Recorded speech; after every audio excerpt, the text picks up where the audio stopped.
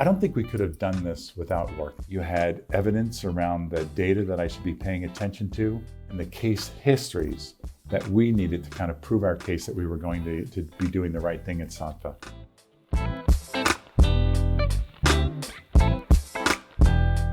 Saatva is a luxury direct-to-consumer retail mattress brand. We lost money in 2018 because the one marketing channel that we relied upon most heavily, search, became cost prohibitive for us.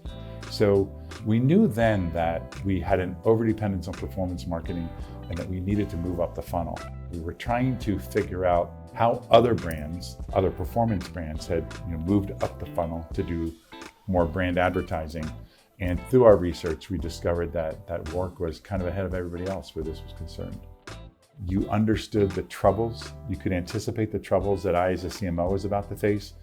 You could understand the arguments against moving up the funnel that I was going to get. You had evidence around the data that I should be paying attention to.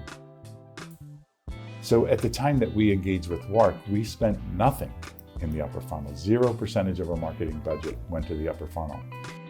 That if your share of voice, and that you told us, is greater than your market share will go up. And the greater the distance between your share of voice and your market share, so the greater your excess share of voice, the faster your market share will go up. We started with radio and we started with podcasting as well, so audio advertising.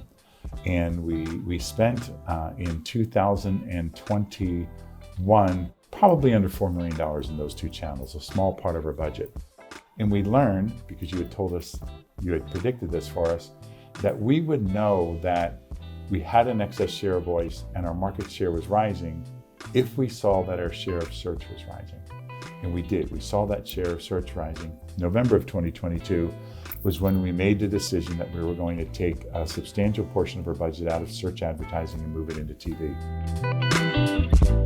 The industry itself, as evidenced by especially search volume or credit card data, is down between 15% and 30% year over year. We were seeing that search volume for Saatva was increasing and our market share was going up, our revenue was going up, our margins were going up. Our business has been very healthy over the past couple of years because of that.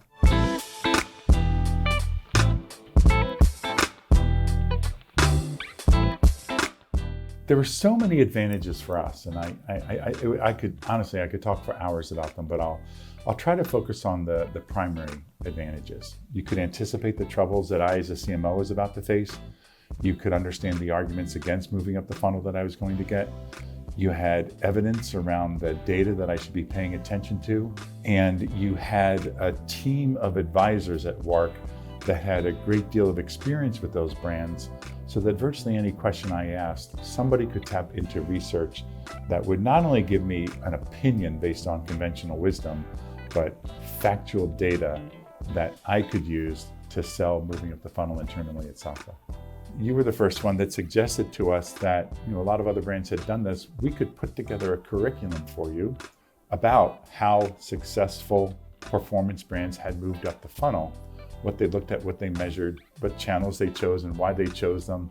And that was very appealing to me because it put me in a position where it wasn't me as a CMO telling everybody at Saatva what my opinion was. It was respected leaders within the marketing field.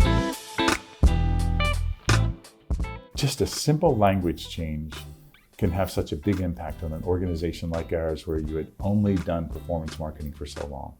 But there's one other thing that you taught me, that WARC taught me, is that everybody refers to upper funnel advertising as awareness building.